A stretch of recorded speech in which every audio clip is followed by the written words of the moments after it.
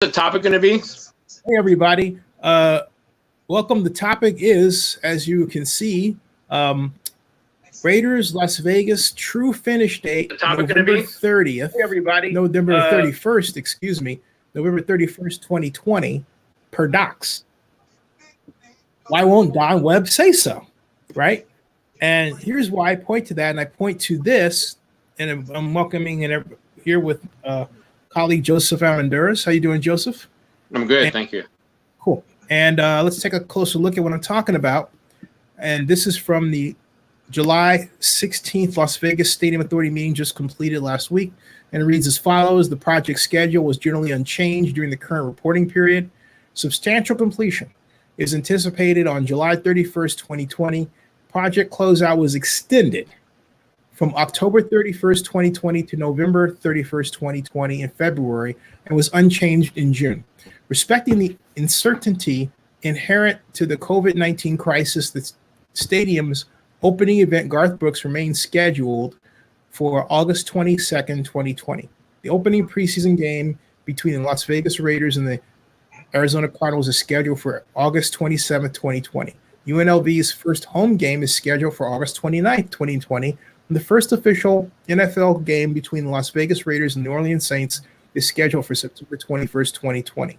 We have noted that the project's tail, or the work that will be required after substantial completion, has increased. Roughly $144.6 million in project costs are currently anticipated to be incurred after the project reaches substantial completion between August 2020 and December 2020. That work now stands at 7.3% of the overall project budget. So my point is simply this. Look, that tells us right there that the stadium is not finished, okay? So all this jazz about it being finished in July and then or being substantially complete July 31st is completely gobbledygook and BS. And it's about time we face that. My point is this. It is irresponsible to have events in that facility when it is still built. Now, no, they don't tell you, Joseph, they don't tell you where that construction needs to be done. Notice that? But they tell you it's $144 million worth of it. And not only that, this problem started some moons ago. For example, in terms of its increase, okay? For example, let's just for grins go back to the meetings here, and I'll pull up the meeting from, let's just take March, let's take 2019, all right? When this first became an issue. Let's take November 18th of 2019, go there, and pull up the, there it is, November 18th, 2019. Pull up the project status report for October, and then take a look at that. And it says project schedule, all right? It says that the project schedule was unchanged, okay? During the reporting period, substantial completion is anticipated on July 31st. The stadium's opening event is expected to occur on August 16th. That's no more. And project closeout is currently scheduled for October 31st, 2020. All right. And 2020. And so then that was, at that point, they talked about a project contingency that was revised materially upward. And it said it's currently stood at $77.5 million. And they said the reason for the sharp increase is that much of the recent budget enhancement is currently being held in the contingency line item. Once this process is complete, costs will be allocated in a manner generally consistent with the schedule provided by Stadco. Then it talks about change orders. But then, okay, so we have that note, and then we have the construction monitor and the authority construction representative, excuse me, that's Grand Canyon.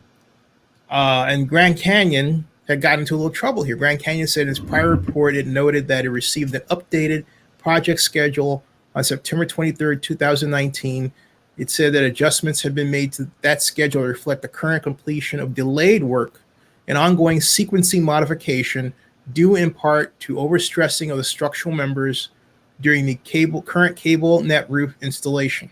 All right. And so that has to do with the big lift. So point I'm making is, yeah, the lift is complete, but what happened then? And that was the last report of 2019. And then the first report of 2020 came in January. So if we go over to January and we open that report up and we go over to project status report for December 2019, all right, we have the same language about the project schedule being unchanged and saying closeout is expected for October 31st, 2020, and they don't expand on that, okay? They talk about the contingency and they talk about the change orders. But then guess what? Then we go from January to March 19th, all right, which was canceled.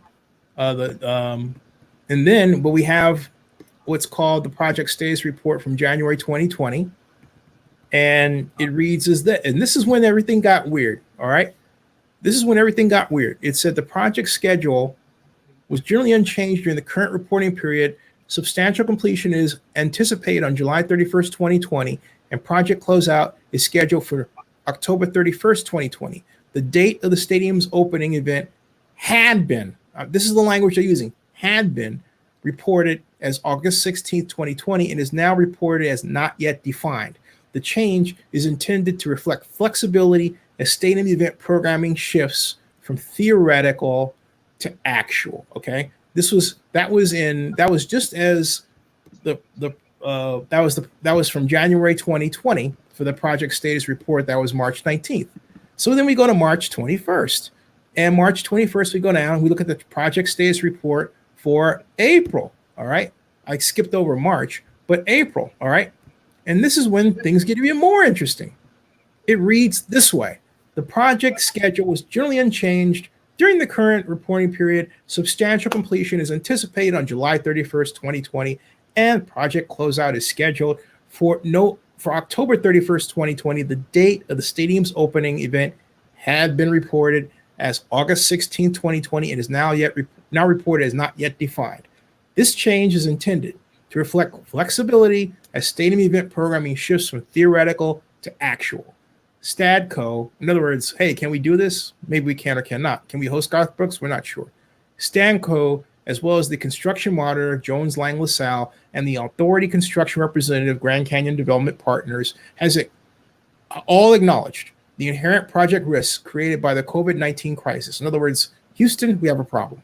That said, as of the date of this report, Allegiant Stadium remains essential as defined by Governor Sisolak, and remains on schedule for, quote, timely completion. I put the quotes in there myself, unquote. Then this bit of news is brand new.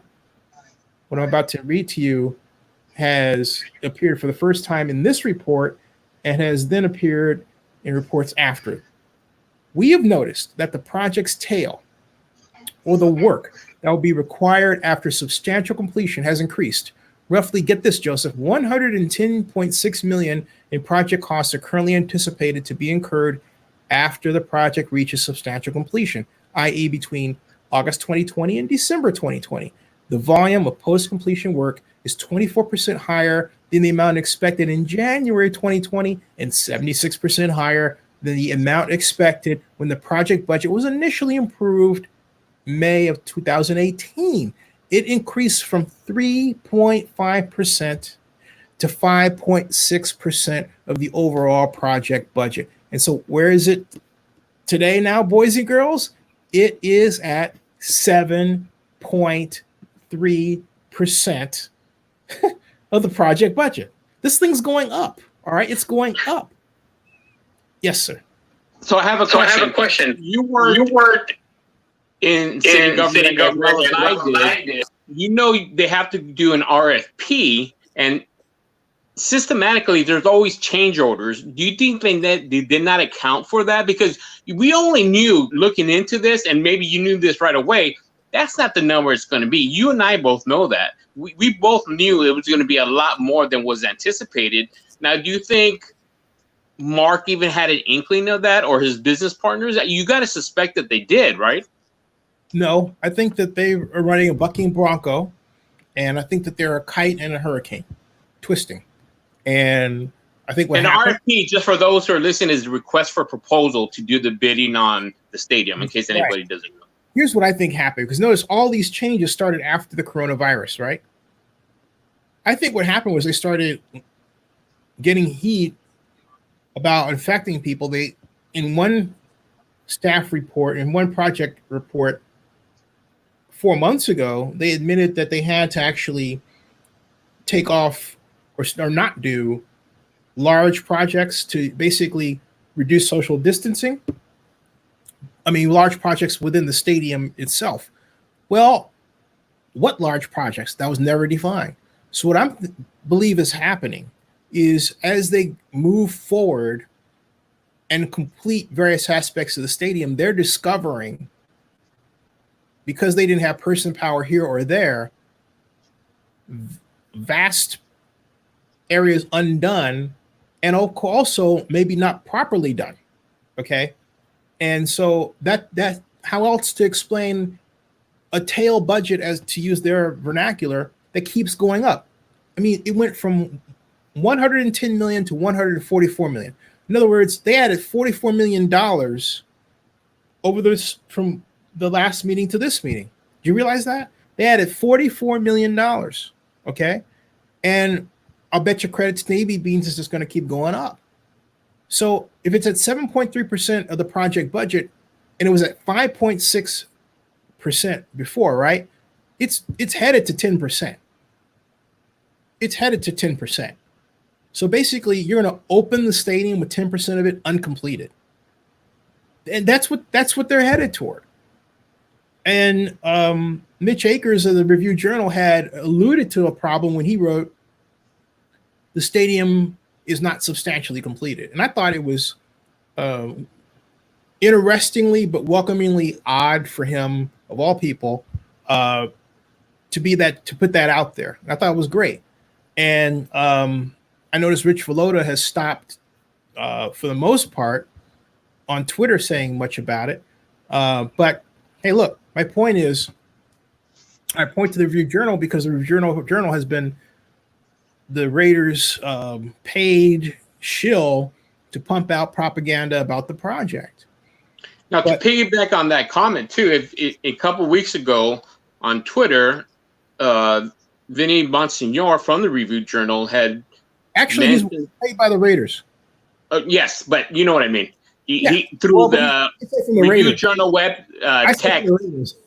Yeah. So he had stated at the time. Find that out? Yes. Okay. Sorry. That Mark Davis and the Raider organization was looking at Utah as potential site for the 2020 season. And mind you, that's after the PR stunt that they pulled when John Gruden made a 1.5-minute video telling everybody we're in the fourth quarter, 98% of the stadium is done. Well, I'm thinking, if 98% of the stadium is done, in theory, why would you look at another state to host you and host your team for the 2020 season if it's 98% done? Now, tell us about that. I didn't know about that. So tell us about that. That's good information. What's going on with that? So, and that's just recent. I really didn't put two and two together in terms of what they were saying, what actually is. So they are looking at Utah as a potential backup if the stadium is not complete. That's how they phrased it. And so, as I mentioned before, if the stadium is 98% done, and that was just a number that was thrown out there by John Gruden, I'm sure he doesn't know 100% of how much the stadium is done. But why are they looking for another venue potentially if the stadium is going to be completed on time? Now, this is the other thing I found interesting, and that's what I talked to you off the air, was I had made a comment on one of the vlogs that I did about a month and a half ago, is that, first of all, how are they going to disperse who decides to stay in the stadium, who doesn't? That was one. And the money issue about what about the other stadiums that allow fans in? How are you going to disperse that funding amongst? So now you have Mark Davis complaining about that. And then another point he makes, maybe we shouldn't have a season. Now, why would a stadium, why would a football owner, if they're not ready to play in their brand new stadium, say that if there was something behind those comments? I think he's trying to get people ready for a possible future. And I think he's trying to be, he's trying to get people ready for it. He's also getting sponsors ready for that possibility as well. He's basically, I think it's smart, floating a trial balloon, if you will, to say, hey, look, this could happen. All right. But the main thing too, I think he knows deep in his heart that that stadium is not going to be ready. So like you said, why not float the idea that maybe we should just cancel the season? Right. And there are a number of reasons for that, because the league itself has been slow on just getting rookies in the camp. Rookies were supposed to have been in camp last weekend. When you get to a point where you have NFL players going on social media to complain about the NFL not giving them a roadmap of where to be and what time, you know you have a serious problem. And here I found this. This is in KSL.com. The Salt Lake Raiders, it's not likely, but relocating Las Vegas team could spend time in Utah. And it says there's no certainty with sports in the era of coronavirus, but one of the least touched avenues is the National Football League. Now, so you know what's upsetting about this? I had to just say this right off the bat before. Okay, look, they might as well play it at the Coliseum. You know, Coliseum would have loved to have the money, right? Mm-hmm. They could have just went back to Oakland. But see, this is Mark's ego. All right, that's bad stuff. I mean, just let me continue here. That's bad stuff. All right. So then he says, all right, there's no certainty with sports in the era of the coronavirus, but one of the least touched avenues is the National Football League, other than holding the league's annual player draft, blah, blah, blah, blah, blah. But a new wrinkle, this was as of April 15th, could see the newest relocation in the league, the Las Vegas Raiders spending a season in Salt Lake City. And that was the text of a recent report at the Las Vegas Review-Journal's Nation's blog. Construction is continuing mostly as scheduled, as the Raiders soon to be home just off. Well, let's go to the Review-Journal blog that they're quoting from and see what happens. This is what's interesting. The Salt Lake people saw this, and they picked it out and made it news. Look at this, okay? Boom. All right, this was the actual headline. Raiders prepare for Allegiant Stadium construction days, right? And so you scroll down, and this is by, which we're talking about Bonsiore, but then I have to actually, I have to buy this, which I don't want to do. So guess what? I'm going back to Salt Lake. You know what? Do you realize what the Salt Lake people did? They basically took something that was behind the paywall of the Review-Journal, and they brought it out for free viewing. Thank you very much. KSL.com.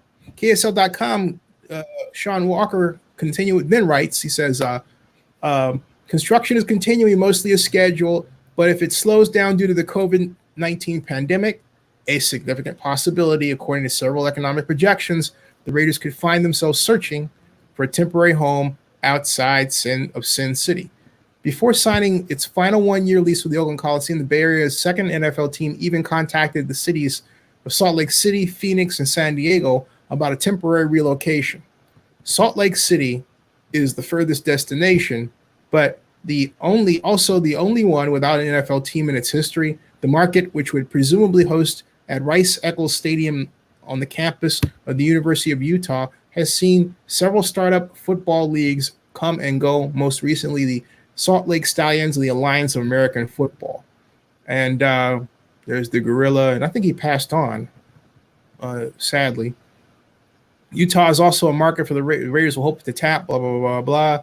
And then he says, if COVID-19 forces a delay that pushes the opening back, though the Raiders could play all 4 preseason games on the road to create a month-long window for stadium completion. There's also the possibility of the Raiders playing their first few regular season games on the road to extend that work window even further. All right. And so no wonder they hid it behind a paywall. But this is a clear admission of the fact that was the first one there was a problem. Okay. So then we have on May 7th, of this year, NFL delivers football fans in Utah custom-made home opener for Las Vegas Raiders, but that more has to do with the games than anything else. All right, but point that I'm making is that quite obviously there was a problem right there that that could have been avoided if they had just simply said, "Hey, you know what? We don't want." They could have stayed in Oakland for an extra year, but for reasons best known to themselves but easy to speculate, they were getting heat to relocate. And there was two worlds to this: pre-pandemic, post-pandemic. Okay, or I should say pre-pandemic, during pandemic. Post-pandemic is when the pandemic is over. We're not post. We're not there yet. But pre-pandemic, they were saying, "Hey, look, the stadium was already slow." Then we had the pandemic, and the pandemic has this really funny dynamic of exacerbating the weakness in everything. If you have a bricks and mortar business, guess what? You're not going to make a lot of money because people have to stay at home and they can't go to your restaurant. So you have a problem. Pretty much every aspect of the traditional economy we're used to has been negatively impacted by the coronavirus. However, if you have a tech company and you move by, wires and internet, you're in great shape. In fact, you're in far better shape than your bricks and mortar counterparts. If you have a football team and people can't travel, you have a major problem because now your places that you're going to be a studio event. But if you are in Las Vegas and you have people still working on the project and they can't work on it like they used to, there are vast swaths of project tasks that are left undone. And that gets us to where we are today. And my point is that in order to avoid the situation that I'm talking with you about, what Don Webb should have done is, rather than this sorry to say, sad sex scene that I'm about to present to you, what he should have done purely, excuse me, that's the wrong one. But what he should have done was simply, in that case, shown the truth. But he didn't do that. Okay, this is instead what he did. And here's the screen. Here's that meeting.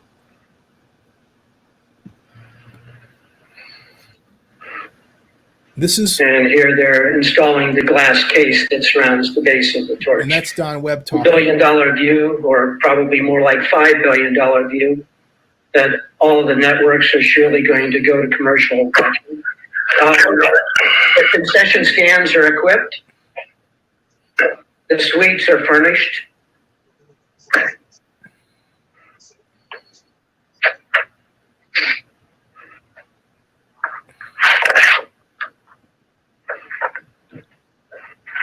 All the suites look the same. Yeah, I was gonna say that's pretty ugly for it being furnished, and that's a suite.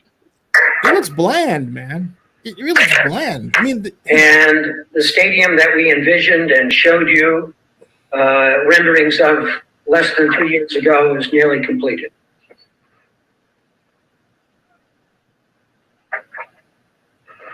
Let me, if you will, let me just talk about the schedule for a moment. In each and every report that I've listen to this.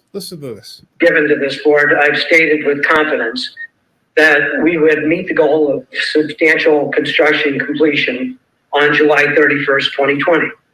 This confidence was not always met with unquestioned acceptance. And to be honest, that skepticism was not without some bit of merit. After all, we started by developing a highly... Wait, thanks, Don. I appreciate that. unique and structurally complex architectural design with a roof system that had never been used in the United States, not exactly a recipe for ease or quick construction. Then we took our preliminary schedule, which was 44 months, and we compressed it down to 31 months. And just to make sure that things never became boring, we dealt with a tariff war, a major production delay in structural steel, and a pandemic which played hell with manufacturing and interrupted supplies. Meeting this schedule has been no simple feat, but if for no other reason than for the sake of consistency, let me once again report to you that with 16 days remaining, we will finish on time. Let me speak now. No, they won't. And that's where he gets into major trouble. Okay. And then the key word he keeps using is substantial, which we know that doesn't mean 100% complete. Right. So you can't have it both ways. You can't say we're going to be 100%. You can't say we're going to finish on time, yet use the term substantially complete, Ted, which means you're not complete. Right. You have something left over. And what's worse is that something left over keeps getting bigger and bigger and bigger. It's like saying it's like a woman saying I'm a little pregnant. Exactly. Which ironically enough is how Las Vegas was described by me to a friend of mine who has lived in Las Vegas. And in here he says Las Vegas, we're talking about the sports, and he was saying that Las Vegas will do what it basically does. It'll get really excited about sports and the Raiders, and then it'll get tired of it, and they'll focus on something else, and somebody will be left by the wayside. I don't know if that will hold in the middle of this pandemic, but it does seem there are residents who are just tired of things because they didn't vote for it. And now the stark contrast of the money that's being lost in spending on education for the money that was spent on this is in full relief. Let's hear Webb. In a similar fashion, I've reported to this board in each of my presentations that we are on budget. Through the monthly disbursement, which we are currently processing, we've spent approximately $1.8 billion of our $1.97 billion budget. Jeremy mentioned earlier that we've got a hanging amount of about $162 million remaining to be spent. That does not represent $162 million of work remaining to be done. After all, there is retention to be released for work that's already been completed. Plus, there's a normal lag between the completion of work and then when it gets billed and then when it finally gets paid. So it would be very misleading to leave you with the conclusion that we still have $162 million worth of work to do. We have far less than that. We simply have $162 million remaining in our base budget to pay out. And I am once again pleased to report to you that we are on track to complete the project not only on time, but within budget. Finally, let me just say the last word on safety. Not that it's the third more important thing, but it is extremely important. We've always said to our crews that we'd rather finish a year late and $100 million over budget than have someone seriously injured. And I'm really pleased that with more than 6 million construction worker hours invested in the project, the safety record is beyond superb. The ratio of reportable accidents, is less than 1/3 the national average for major construction projects. I'd be happy to take your questions. Can you pause it right there? Yeah, because that's where he stops anyway. Okay, but so look, can I say something before I lose my train of thought? Say it. Yeah, say it, please. Now what he didn't mention were those people who got COVID-19. To me, that's part of the safety record. Mm-hmm. Mm-hmm. And that's what he's not saying. And that's, to me, more important than your safety record, because this is a virus that could potentially kill somebody. Right. Absolutely. And so here's the thing. Now, this is what I want you to pay attention to. Listen to this. Any questions for Dylan?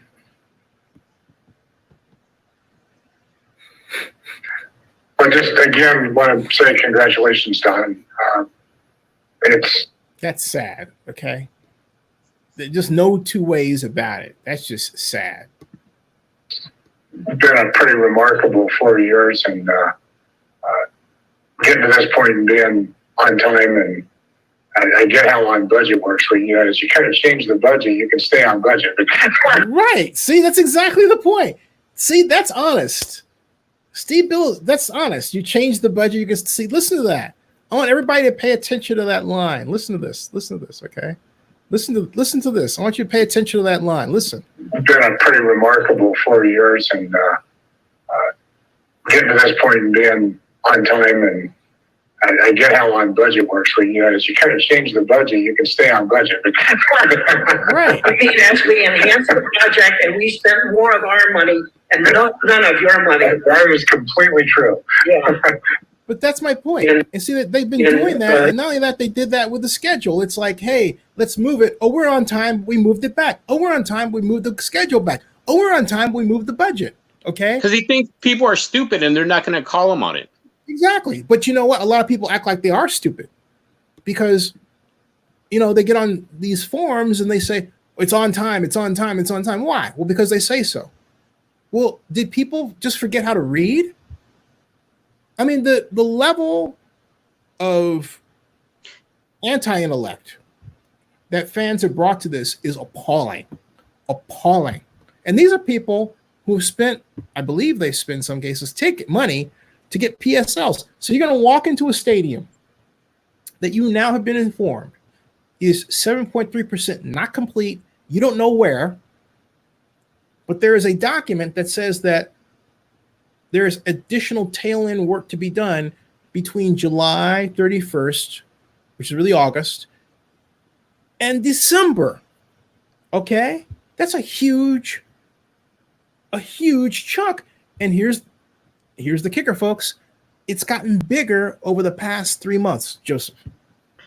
And think about that time frame he just mentioned. You reiterated from August till December. Now, in those months, you're telling me if it's such a minute thing of only 7%, you're essentially saying it might take you until August to December to complete that 7%. So what is that telling both of us is that it's a significant 7%. Not just a window that needs fixing, because why should that take from August till December to fix? There's something big that falls within that 7% gap. What could it be? Could it be the lawsuit, the Merrill lawsuit that The mechanics lien? The mechanics lien, where there was additional work to be done that popped up, for want of a better term, and Merrill Steel was concerned they weren't going to get paid for that additional work. Was it I that? wouldn't be surprised if it's still the roof, because in that statement he made, this is the very first time we're doing this in the United States, in this country. So the first time on anything is going to have problems. Yep. So I wouldn't be surprised if it's the roof. And he actually said that too. And my point is, when you start piecing this all together, it sounds like cover up to me. And there's been, and I have to say it just as it where it lay. All right. There's been one media outlet that has been consistently studying where this project really is at, and that's Zenny 62 Media. And they're obviously so concerned about what is being put out by myself that they have gone through great lengths to not, put that out there and give more ammunition to me, because as this is happening, for those who might think this is what I'm saying to you is self-serving, and yeah, it is. But look, media employment has gone what? Down, down, down. And I mean, dramatically down. So there are less people to report on this, which leaves the Raiders, who have the money, the ability to pay people to do what? To say what they want said, to tell a particular story about the project that they want out there. And so who else is out there other than me? Nobody. And the people that are reporting, this is what I suspect, I have no proof, it's just an opinion, is that they're afraid to lose access. And that's why they're afraid to tell the truth. Because they're afraid they're going to lose access from the Raiders. They're afraid to lose access because they're part of a change in media that happened several years ago, where you didn't get people who had specializations. You didn't get people who are architects who then moved over and wrote for, say, the New York Times or the or another venerable publication like the Chicago Tribune as the architecture guy or critic or gal, and got paid handsomely for it because you were really getting paid for being able to express what you knew in text. Or, for example, that was the case for me when I was hired by the Montclarian in Oakland in 1993 to 1996. Why? I was economic advisor to the mayor of Oakland, and I had a background that was valuable. Today, you don't have that to bear on news organizations. You get the folks who are out there, and what they are good, what they do is they curry up a relationship with some of the powerful people as they view them, and they quote them and quote what they want out there in order to, as you say, have access. The one place, the gigantic void, is in the, if you will, the forensic, right? I'm not a journalist, but a forensic vlogger, the person that actually studies data, looks at it, looks for documents and presents it and says, hey, and it also has a background in that subject area and says, hey, here's what's really going on. And clearly there's nobody else doing that other than me. Okay. And I'd love company, but the fact of the matter is that's where it is right now.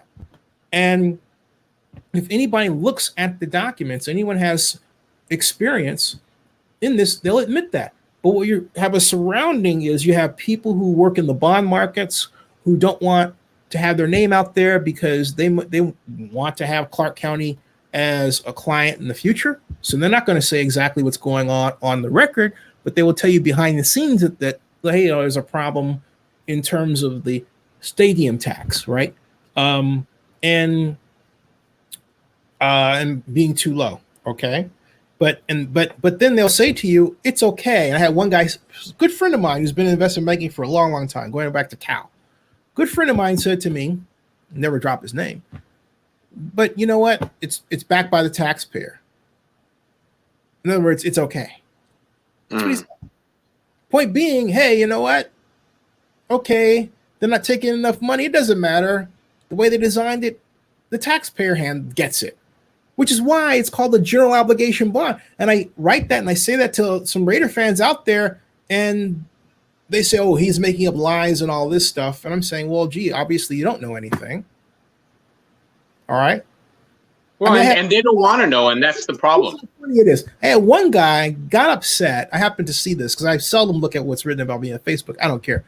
But one guy was so tweaked about me that he actually complained and said that my calling myself was a vlogger was a lie.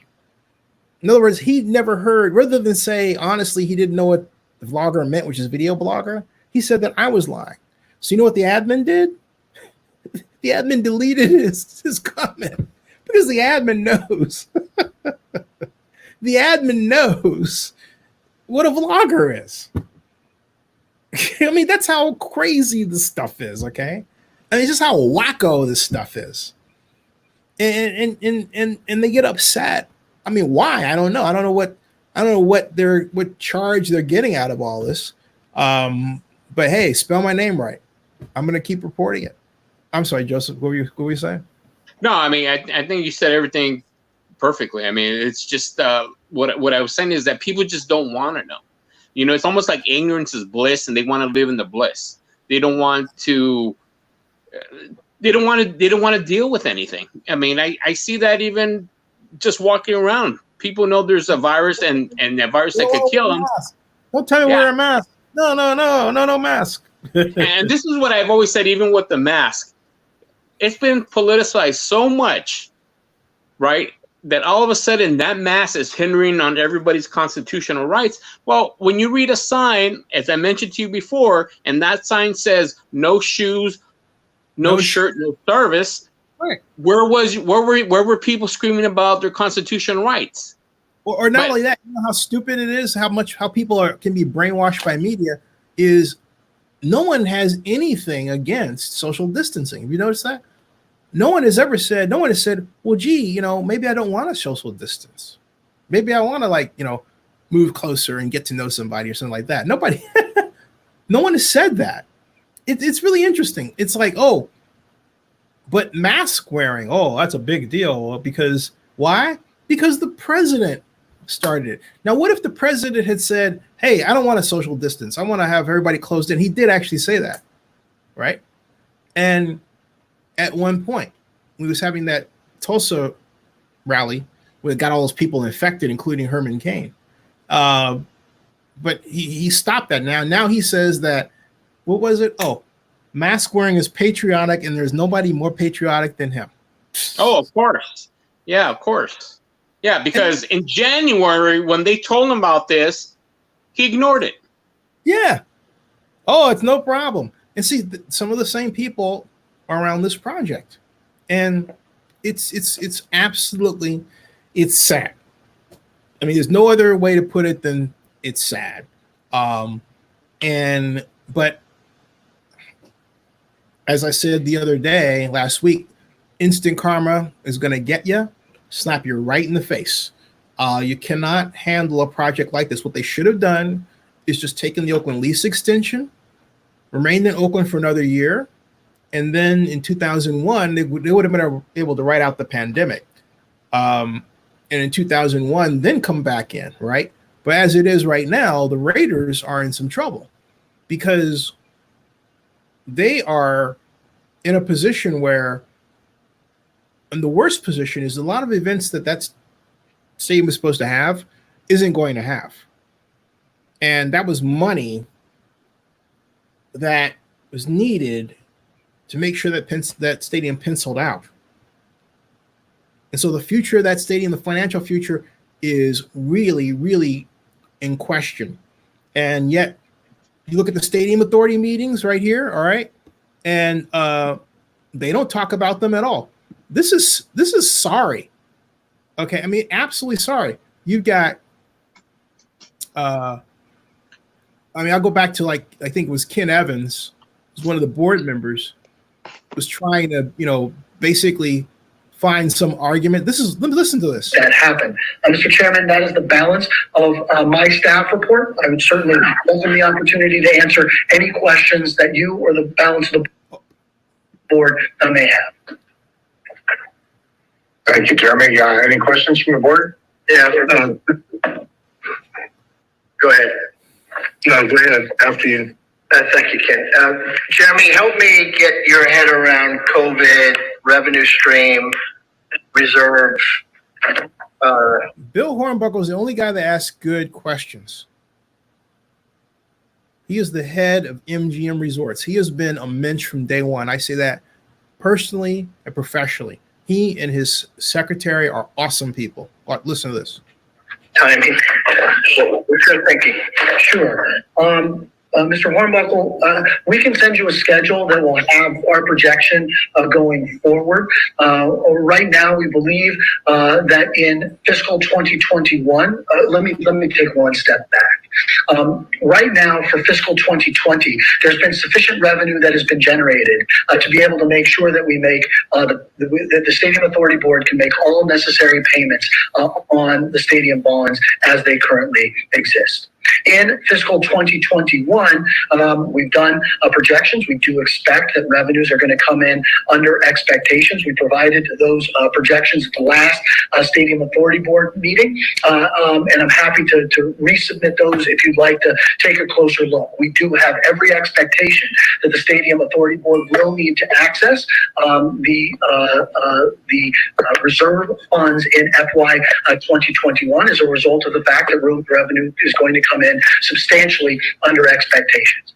Our revised estimates relative to FY 2021 is that rooms revenue will come in about 50%, a little under 50% of what was the pre-COVID-19 projection. And so that obviously is going to require access of those funds. At present, if revenues were to come in at zero, the Stadium Authority Board would have roughly 18 months worth of revenue set aside to fund that debt payment. The expectation obviously is not that those are going to be at zero. And so right now the expectation is that, thank you, Brian. I appreciate you pulling that up here. Great. The expectation is that we are going to have more than 2 years worth of a cushion with reserve. Brian, projection revenue that was provided last go around. You can see where the pre-COVID allocation of funds was on the left-hand side, where the post-COVID expectation of funds was on the right-hand side. And you can see that there's an expectation of about $19 million that will need to be extracted from the debt in order to make sure that the bonds payments can be made. Again, the current balance in that fund is $68.3 million. So we believe the Stadium Authority Board is well positioned into FY21 and likely FY22. Obviously, we're going to keep a very close eye on these trends. Right. You know why? Because FY22 is where the problem begins, and he knows it. And see, no one ever asks, okay, look, this is a 30-year bond issue. What that means, pure and simple, is that you are paying on the bond issue for the next 30 years. But he's acting like, oh, well, it's like, oh, well, everything will stop by the time we get to FY23. No. This thing is fucked, okay? And he's talking to a businessman like he's going to get over on a businessman. Yeah. With this rigmarole, because you know as well as I do, and for the viewers, when he says 2020 will be flush, we start thinking, well, wait a minute, we're in a big pandemic. It's because those funds were allocated the previous year, and that's why you're thinking, well, why 2021 is going to be so, as you put it, fucked? Is because it's a result of what we're getting in on 2020. Right, and the pandemic has created this situation, and what I'm tired of is this constant refrain that I hear from the Stadium Authority, we got this. And they should just simply say, hey, look, you know what? We don't have it. We're trying to work this out. If the public has an answer, we'd appreciate it because we need all hands on deck.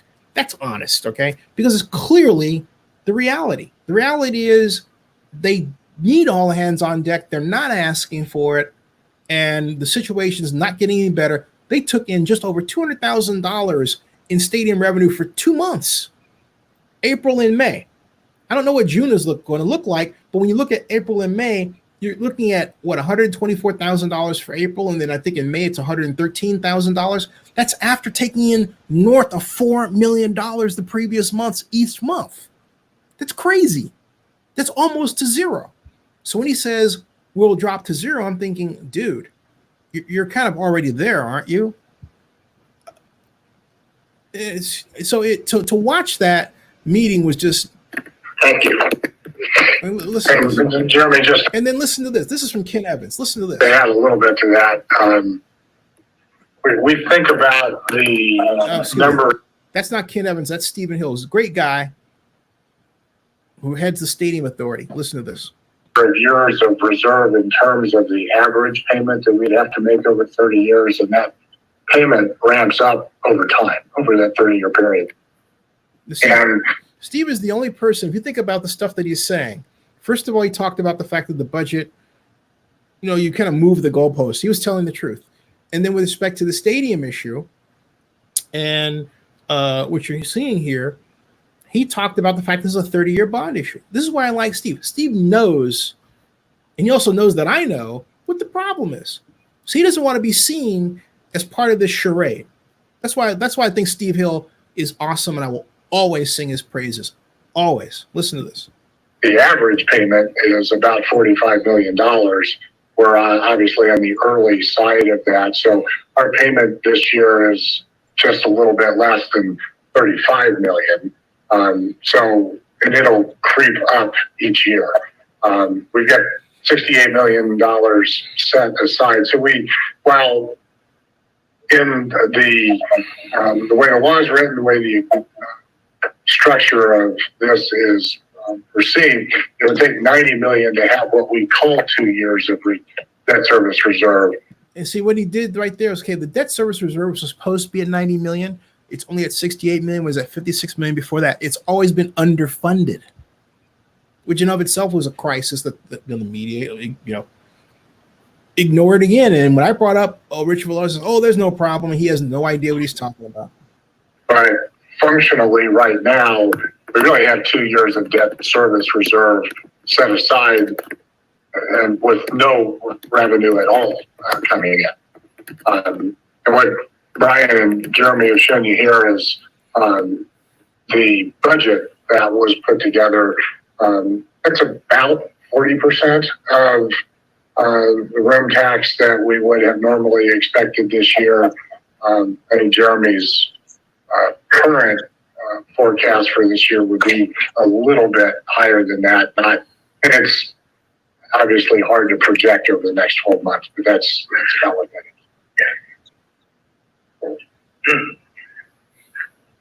There's a lot of silence. Yeah, Mr. Chair. First of all, that's the question. Thank you, Mr. Palmer. That's the question I was leaning towards. Jeremy, I guess my follow-up question would be is, what is the minimum amount of room tax revenue we would need in future years to either stay even or begin to replenish the account? Is there a way to do that calculation? Sure, Mr. Evans. I'm just going to flip over to one more schedule here. As the chairman indicated, right now our debt service is let's call it just about $35 million in the coming year. That debt service, however, is going to escalate over the number of years. So the answer to your question is it's going to be slightly higher in future years than it is today. But right now, the Stadium Authority Board really has two primary obligations. Number one is its ability to operate the Stadium Authority Board, and the second is the ability to make the debt payments, obviously the debt payment being critical. So in order to do both of those, that budget's going to be about $35 million for debt service, gradually getting larger, and the Stadium Authority Board has a $2 million budget that increases for the rate of inflation. So those two numbers are the number we have to hit, not get into that, not dip into that reserve. However, of the $2 million that the Stadium Authority Board has in terms of its operations, it's only utilizing about $1 million of that. It's using about half of the amount of money that it has available to it. And so that reduces that just slightly in terms of what that need is to hit that break-even amount. Yeah, but he didn't answer the question. The answer was, okay, if you have a shortfall in money coming in, what do you have to do at the back end to make it up? He didn't answer that, okay? So they're still confused. And it's a sad situation, man. It really is. And it's because of their hubris. And it's not like they, it's constant, Zenny is wrong. And how I said, hey, look, your stadium tax rate is too small. Oh, no, it's just fine. Sisolak tweeted that out back in 2017. There's no problem. And yet there was a major problem back then. I said 4 years ago that you shouldn't base your stadium financing on hotel tax structure because it's flimsy. It's iffy. It's based on tourism flow. And so here is the example of what I'd said 4 years before that should not have been done. And another potential crisis that could have happened, right, is economically we could have been in another recession and those revenues wouldn't have been picked up either. I mean, we have the pandemic to make the excuse, but it seemed like they didn't even forecast or potentially try to figure out, what if this happens? What if they weren't prepared? That's what I'm basically getting to. Here's the problem. When the pandemic hit, Jeremy Aguillo, who you heard, said, we planned for that. They didn't plan for that. They planned for a recession. They did not plan for an event that quite nearly kneecaps the economy. All right? Where the economy is stopped. A recession is such that no one is telling you can't go anywhere to shop. You can. The problem is, hey, the prices may be a little bit higher versus what you make. And so the overall activity of dollar flow slows down. And so what happens is that slowdown creates a recession. But where we are is worse than a depression, but we have no other name for it because the economy has been stopped either by fear or by legal edict because you have a virus out there that's making people sick and killing people. It's a different animal. This might as well be a prep for, the era of the giant monsters ruling the earth. It'd be great. Science fiction could turn science fact, given the way we play with genetic engineering, right? To have a giant monster pandemic model, because you have all these giant monsters around. They're going to be creating all kinds of new viruses and everything that we're going to have to deal with, right? If any kind of species that comes up, this should be a wake-up call for us right now to get our fucking act together. But instead, we're so fucking stupid. We're worrying about what color somebody is, or we have Karens yelling at people and all this other stupid stuff, rather than, doing the one thing that will fix this entire problem, and that's banding together as one, come up with a plan with rules and sticking to it, and then watching the data as it changes and adjusting our plan accordingly. That's logical. But instead, we have this attack of the stupids. I'm sorry, go ahead, Joseph. No, and that's the problem, is that we have an illogical president, because a real leader would have figured this out a long time ago, and a real leader would have put his disagreements with people aside for the betterment of this country. This leader that we have now only cares about one person, and that's himself. But we shouldn't be, as a country, led by somebody like that. We should be able to push the off button. This is a matter of Democrat or Republican. This is a matter of being led literally down the tubes, okay? That's what this is about. And we have to save our country. And the way we do, on a very basic level, is by cooperation with each other. It's not so much it's not a matter of not having major respect for the office of the presidency. Of course I do. Hey, I'm on the White House press list. I've been there since 2012, thanks to President Obama. I love the institutions. We all do. We shouldn't have to make excuses for that. We're in trouble. This is real. And it's not, but there are people even around here who walk around like, oh, it's just another day, and la, and all these leftist people trying to take control and all this stuff. And that's what makes it hard, because you have people who insist on thinking, well, it's a left issue or a right issue. And it's a government operation issue. Everybody should have enough money in their pockets to be able to stay at home, pay their bills, get a savings rate, and then quite literally wait for us to come up with a vaccine. That should be a simple thing to do, and it is a simple thing to do, but these stupid idiots make it complicated because they insist on it, because they want to work on having their power and all this other garbage, and it's all about, as you point out, them rather than about us. And that's why we're in this problem. Man. Hey man, it's almost 3 a.m. I want to sign off. Yeah, that was a good one. Oh, Sean says, hot topic, continued masks. Zinni for president, I vote. At this stage, if I signed up, why not? I wouldn't get any votes, but I kept, you know what? No. You know why? Because I'll tell you why. I'm gonna nix that one. I gotta help my mom. I got no help here. And my mom is my heart. So thank you, Sean. Keep saying that, man. This guy should run for president. Anyway, but and I'm CEO of Zenny 62 Media, so I got my own private Idaho. Say what? What'd you say? That's enough right there, at least for now. Just you said something can you hear me? Say it again. You went in. No, I just said that being CEO is quite enough for the moment, because you're packed full of stuff that you have to do. Yeah. Well, it's something else. Yeah. All right, then, man. Great show. We'll stay backstage. Hey, everybody. We'll be back tomorrow. Subscribe to Zenny62 and bookmark OaklandNewsNow.com. And that ends the broadcast. Thanks.